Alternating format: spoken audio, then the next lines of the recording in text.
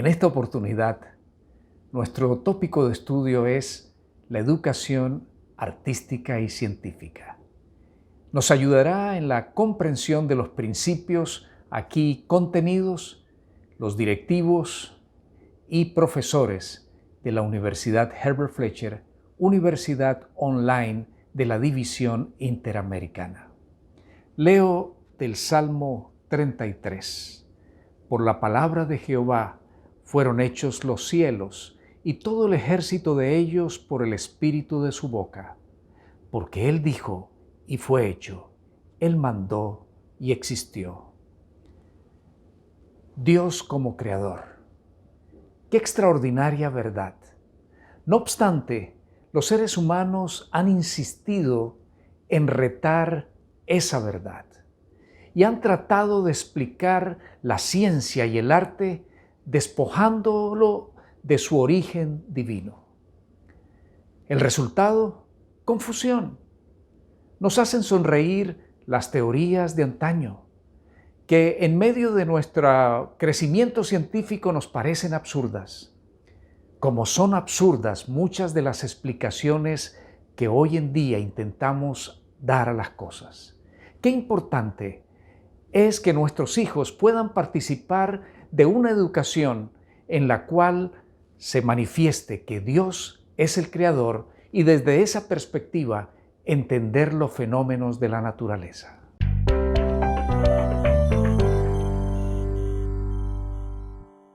Saludos y bienvenidos de parte de Herbert Fletcher University. Estamos muy contentos y honrados de poder participar y compartir con ustedes de este proyecto denominado Destino Cielo, en el cual juntos desarrollamos con ustedes el estudio de la lección de esta semana que se titula La educación artística y científica. Dios, en su divina sabiduría, creó un mundo hermoso y perfecto. Lo creó para que los seres humanos pudieran disfrutar de la hermosura de la cual refleja el amor y la gloria de nuestro Dios. Aún después de la caída del ser humano, la creación debió de ser algo espectacular, una viva e impresionante manifestación del poder de Dios. Aún después del pecado, podemos utilizar la naturaleza para instruir a nuestros hijos. El libro de Romanos, en el capítulo 1 y en el versículo 19 y 20, nos declara lo siguiente: porque de lo que Dios se conoce les es manifiesto, pues Dios lo manifestó. Lo invisible de Él, su eterno poder y su deidad, se hace claramente visible desde la creación del mundo y se puede discernir por medio de las cosas hechas. Por lo tanto, no tienen excusa. ¡Wow! Esa cita es poderosa. En otras palabras, podemos ver a Dios reflejado en su creación. Cuando hablamos de la educación no podemos dejar a un lado los aspectos del estudio de la naturaleza, pues en la naturaleza misma, aun cuando tiene rasgos de este mundo caído, tiene vistazos de la gloria de Dios. Aun cuando la ciencia secular parte de la premisa de que Dios no existe, si somos fieles a la evidencia, la ciencia solo podrá llegar a la conclusión de que Dios está incrustado en toda su creación. Es por esto que Romanos declara que no hay excusa ante la presencia de Dios. La educación cristiana que edifica tiene que incluir el estudio de las ciencias. Tenemos siempre en cuenta lo que dice Salmos capítulo 19. Los cielos cuentan la gloria de Dios y el firmamento anuncia la obra de sus manos.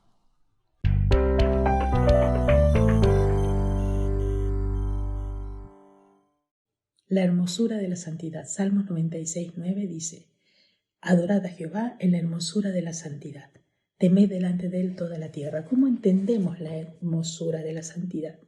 Cuando observamos la creación, este mundo que Dios hizo con el propósito de que nosotros viviéramos en él. Cuando observamos nuestro cuerpo y el universo, entendemos un poquito de la hermosura de la santidad de Dios, un poquito de ese carácter amoroso de Dios.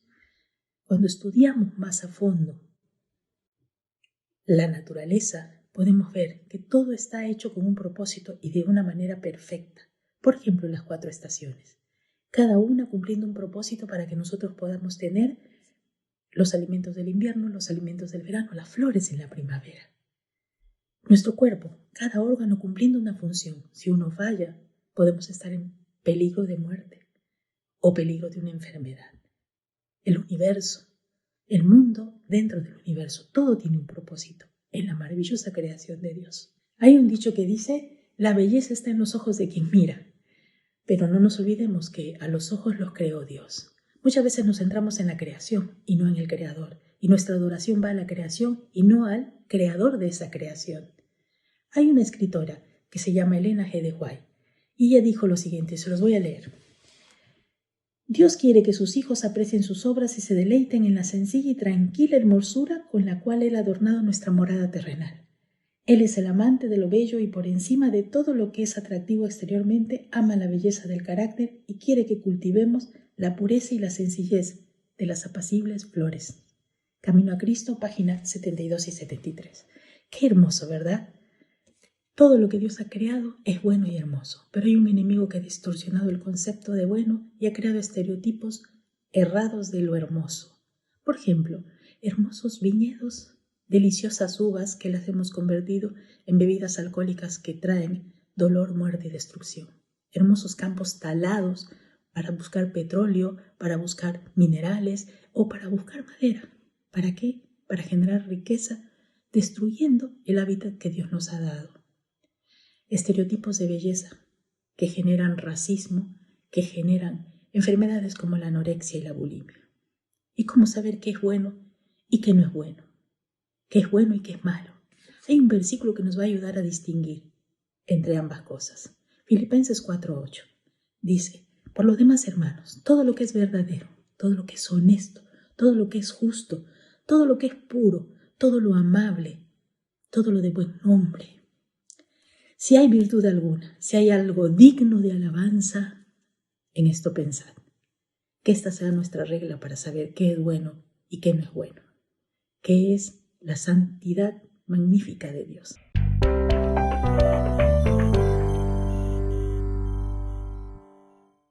En un principio se creía que la Tierra era plana, pero con el correr de los años se comenzó a tener más información. Ya Isaías mencionaba la redondez de la Tierra y Job decía que la Tierra colgaba de la nada. Recién a principios del siglo XVI, con Magallanes y Elcano se pudo corroborar y hoy en día ya no debería quedar ninguna duda. Pero a pesar de ello hay personas que persisten en el error de defender la idea de la Tierra plana, tanto que existe un movimiento denominado terraplanistas. Pero si nos remitimos a otros ámbitos de la vida, en la primera carta de Pablo a Timoteo en el capítulo 6, allí notaremos que también en esa época había personas que persistían en el error. Si leemos los versículos 3 al 5, si alguien enseña falsas doctrinas, apartándose de la sana enseñanza de nuestro Señor Jesucristo y de la doctrina que se ciñe a la verdadera religión, es un obstinado que nada entiende. Este tal padece del afán enfermizo de provocar discusiones inútiles que generan envidias, discordias, insultos, suspicacias y altercado entre personas de mente depravada, carentes de la verdad. Este es de los que piensan que la religión es un medio para obtener ganancias. Estas personas existieron en Éfeso, pero los encontramos hoy en la iglesia a pesar de contar con suficiente evidencia de esto y que fueron amonestados por el apóstol Pablo a través de Timoteo y en otras ocasiones, pero persisten en el error de dividir la iglesia. Por eso Pablo les recomienda a Timoteo, en los versículos 11 y 12, tú en cambio, hombre de Dios, huye de todo esto y esmérate en seguir la justicia, la piedad, la fe, el amor, la constancia y la humildad. Pelea la buena batalla de la fe. Haz tuya la vida eterna a la que fuiste llamado y por la cual hiciste aquella admirable declaración de fe delante de muchos testigos. Y cerrando el capítulo nos recomienda en el versículo 20 y 21. Timoteo, cuida bien lo que se te ha confiado. Evita las discusiones profanas e inútiles y los argumentos de la falsa ciencia. Algunos, por abrazarla, se han desviado de la fe.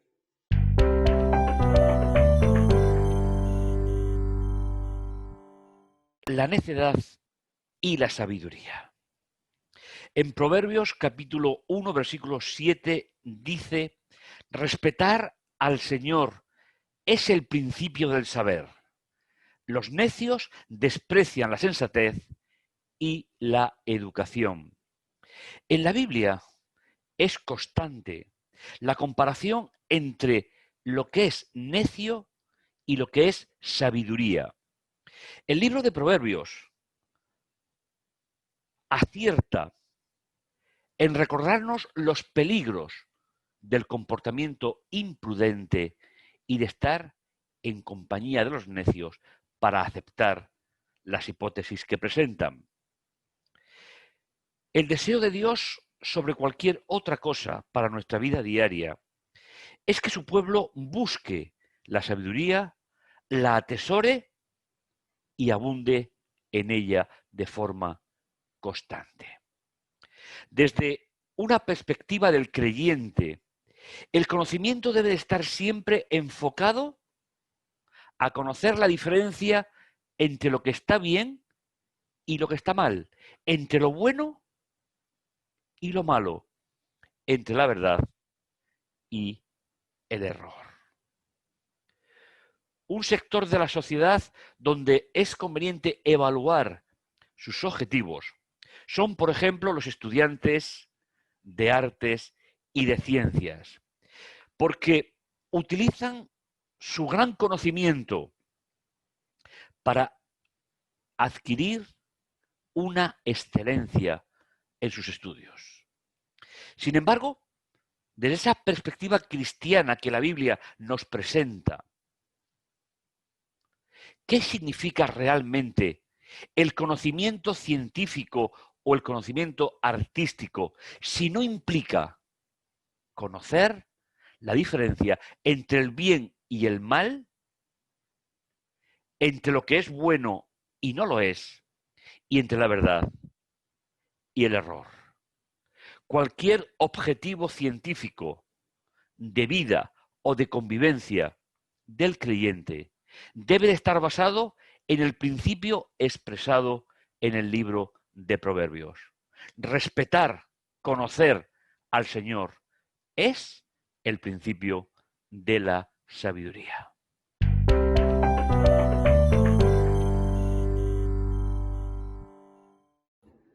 Jueves 3 de diciembre. El Señor le responde a Job.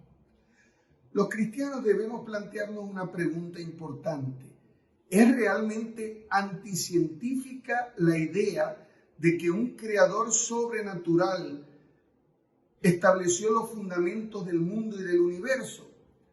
En Job 38, el Señor desde un torbellino le hace una serie de preguntas simples pero profundas al patriarca. Rápidamente, Job se da cuenta de su profunda ignorancia. ¿Cuánto conocía él acerca del mundo creado? ¿Cuánto conocía él acerca de las leyes de la naturaleza? ¿Cuánto conocía él acerca de las profundidades del mar, el mundo microscópico o del universo que se extiende delante de nosotros a lo largo del cosmos? Muy pocas cosas. Dios le demostró que Él no solamente creó el mundo y el universo, sino que sustenta cada una de las leyes que rigen este universo.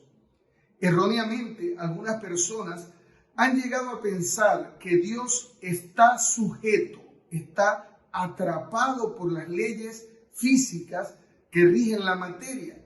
Sin embargo, con una rápida revisión de la Escritura, nos damos cuenta que Jesús caminó sobre las aguas, que Dios abrió el mar rojo para que su pueblo atravesara en seco, o incluso que Dios detuvo la rotación de la tierra durante un día entero sin que hubiese una catástrofe provocada por el cambio en los campos magnéticos de la tierra. Todo esto demuestra que Dios tiene poder absoluto sobre las leyes del mundo creado y por lo tanto la ciencia, lejos de ser atea, nos puede llegar a mostrar el poder del Creador, la belleza del mundo creado, la perfección de la célula, el poder del átomo, las leyes que rigen el universo. Por lo tanto, la ciencia en sí misma no es atea, sino la cosmovisión de algunos científicos que sacan a Dios de la ecuación.